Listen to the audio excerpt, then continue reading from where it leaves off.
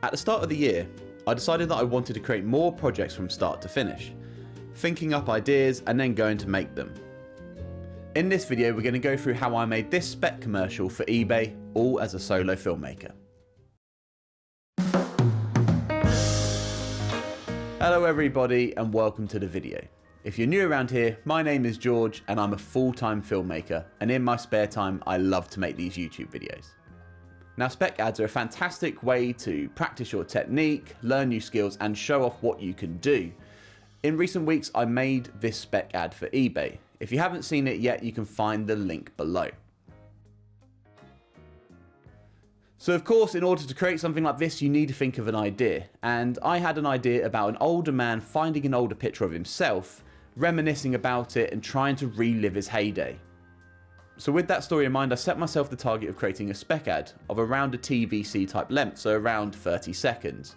And as this was something I was creating by myself, it was entirely self-funded, I had to try and think of cost-effective ways, but also ways to get the best looking image I possibly can. Like any production, pre-production is absolutely vital, but it's particularly important when you're working on the project solo, because you are responsible for every single thing about it.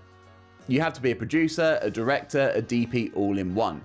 Once I had my story basically set, I decided to start with the logistics element, and this is of course includes booking an actor, booking a location and sourcing all types of props that I need for the shoot. For me, this included printing photos, finding an original set of Ray-Ban sunglasses, and of course, renting the smoke machine. Now, with the majority of the logistics organised, I could focus on finessing the actual production. This includes going through the script, creating a shot list, and working out lighting plans. It was at this point where I decided how I wanted the piece to look and feel. I set myself in an old, warm film look, but also to have modern elements involved.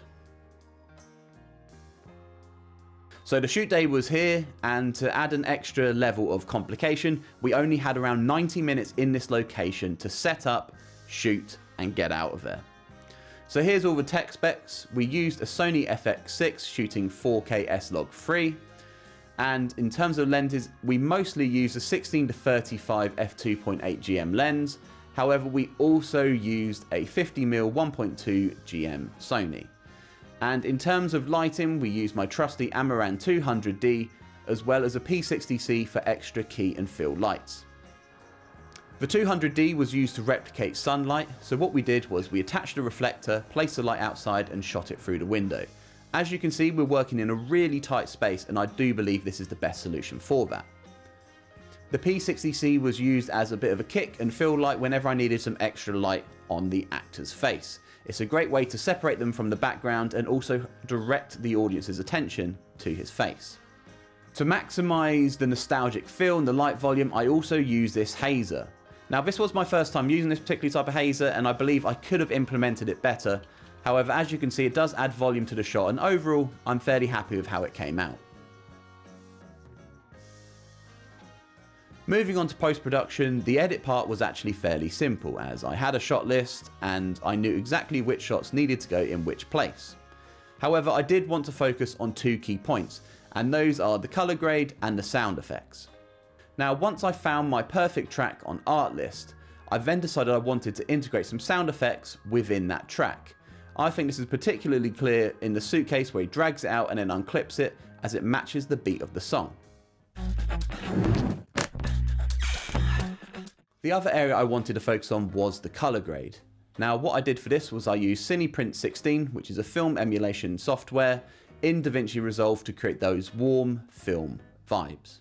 Overall, I'm really happy with how this project came out. It's of course a lot of work for one person, but there is no excuse for not going out there and creating what you want to create.